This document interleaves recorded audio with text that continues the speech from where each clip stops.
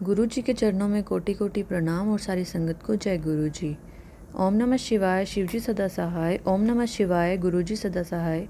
चलिए संगत जी, आज का सत्संग स्टार्ट करते हैं।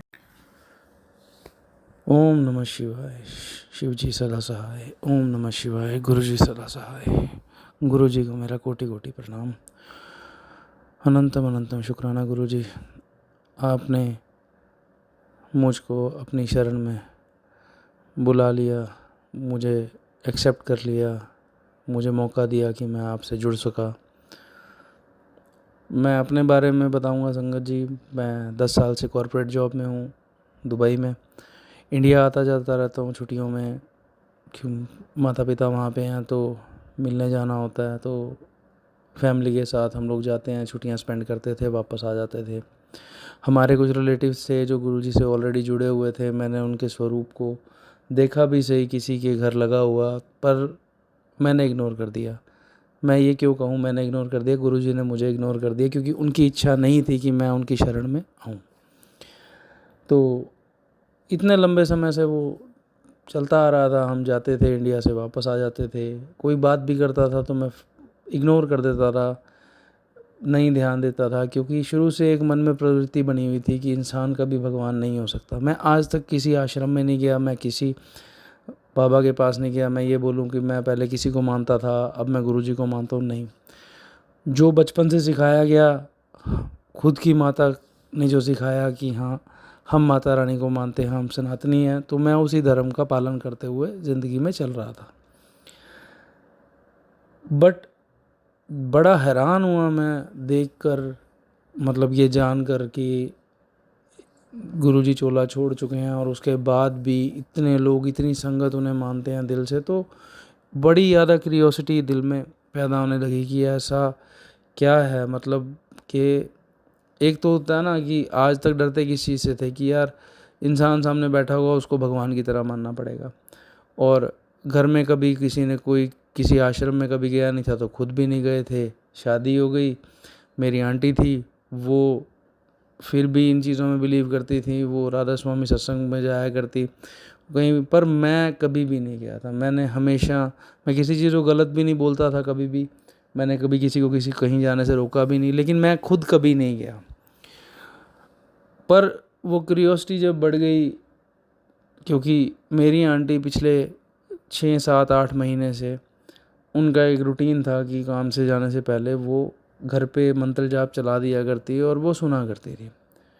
मैंने कभी पूछा भी नहीं था कि ये मंत्र जाप किसका है, बस वो धुन वो दिल में बसी। और एक दिन जब मैं घर पे था, उन्होंने वो सत्संग वो जाप नहीं चलाया, तो मैंने क्यूरियोसिटी से पूछा कि आज आपने क्यों नहीं चलाया। तो उन्होंने बोला कि मैं तो ऑलरेडी सुन चुकी हूँ, जब आप घर पे नहीं थे, तो मैं एक बार दोबारा चला जाती हूँ। तो मैंने खुद, वो मेरा रूटीन बन गया कि मैं सुनने लगा, मैं और ज़्यादा जानने लगा, मैं और ज़्यादा सत्संग सुनने लगा।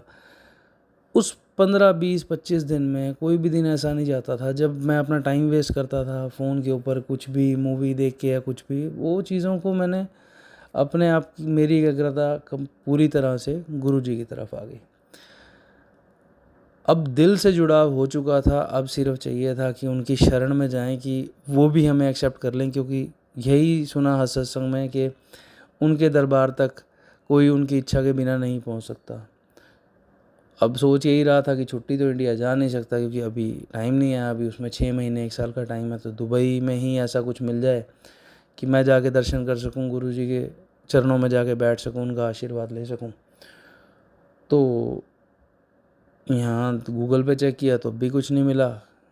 फिर एक दिन मेरी आंटी ने मुझे बोला कि हाँ, मेरे पास एक ग्रुप है, मैं उसमें पूछती हूँ अगर किसी को कुछ मालूम है आश्रम के बारे में। तो वहाँ से हमें जानकारी मिली कि हाँ, यहाँ पे आश्रम है और आप जाके दर्शन कर सकते हैं। हम लोगों ने टाइम नहीं गवाया, अगले ही दिन की हमने बुकिंग ली। नए साल का दिन था, अभी नया साल गया, और बहुत अच्छा दिन था जब हम गुरुजी की शरण में गए और गुरुजी ने हमें एक्सेप्ट किया। और मैं बहुत खुश था जब मुझे वो बुकिंग का स्लॉट मिला। और पर ये नहीं पता था कि, क्योंकि दुबई में इतने साल रहने के बाद कभी इस तरह की जगह पे नहीं गए थे। गुरुद्वारे गए, मंदिर गए, लेकिन वो एक अलग लोकेलिटी में बने हुए हैं। अब आश्रम जो था वो काफ़ी दूर जाके आलेन रोड पे है।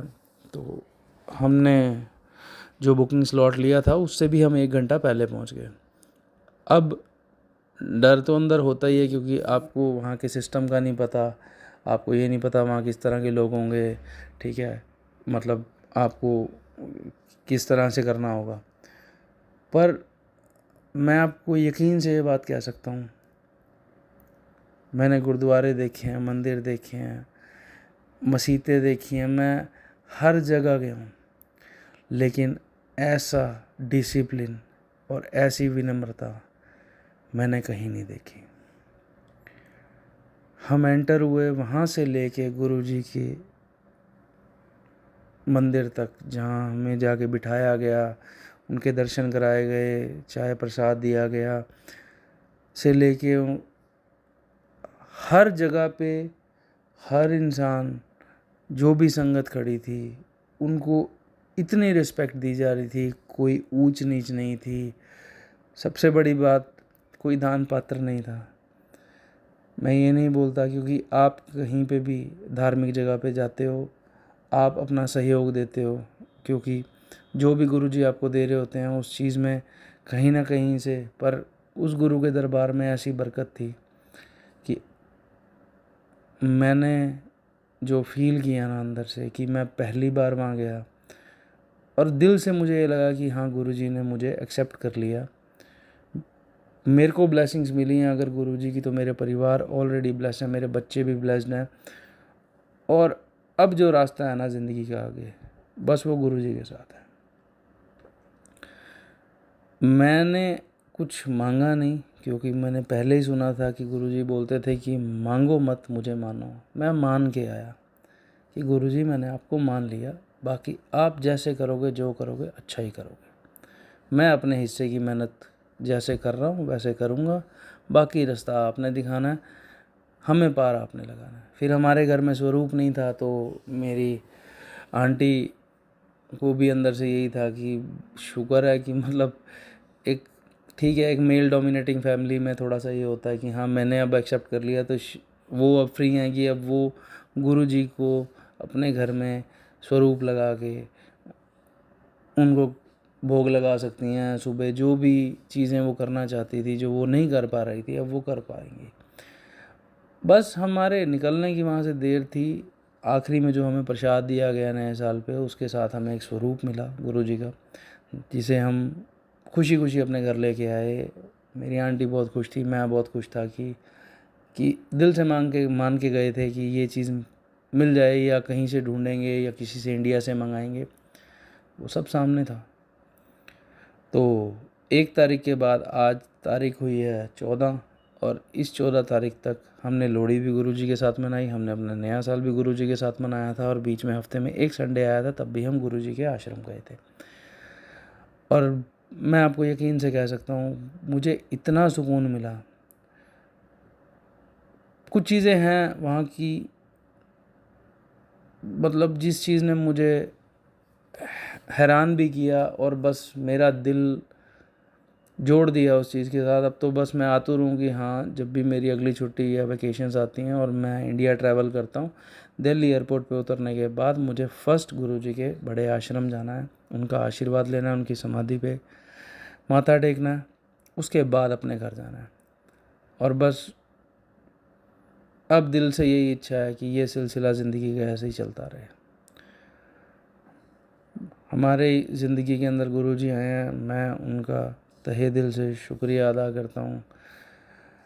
और मंत्र जाप से मैंने उनका सत्संग शुरू किया था। मैं मंत्र जाप के साथ ही आप सबसे अनुमति लूँगा, कुछ भी गलती हुई हो मेरे से भूल चूक मेरी माफ़ करना। और बस दिल से जय गुरुजी, शुक्राना गुरुजी, कोटि कोटि शुक्राना। ओम नमः शिवाय, शिवजी सदा सहाय। ओम नमः शिवाय, गुरुजी सदा सहाय। बहुत ही प्यारा सत्संग था अंकल जी आपका, बहुत ही आनंद आया। गुरुजी ने कब किसको कैसे अपने साथ जोड़ना सिर्फ वही जानते हैं। संगत जी, अगर आप भी अपना कोई सत्संग शेयर करना चाहते हैं तो एक नंबर दिया गया है डिस्क्रिप्शन बॉक्स में, और आपको स्क्रीन पर भी नज़र आ रहा होगा। उस नंबर पर आप अपना सत्संग ऑडियो रिकॉर्ड या फिर लिखकर सेंड कर सकते हैं। आपका सत्संग भी संगत जी के साथ शेयर किया जाएगा गुरु जी की ब्लेसिंग्स के साथ। जय गुरु जी, शुक्राना गुरु जी, अनंतम शुक्राना गुरु जी।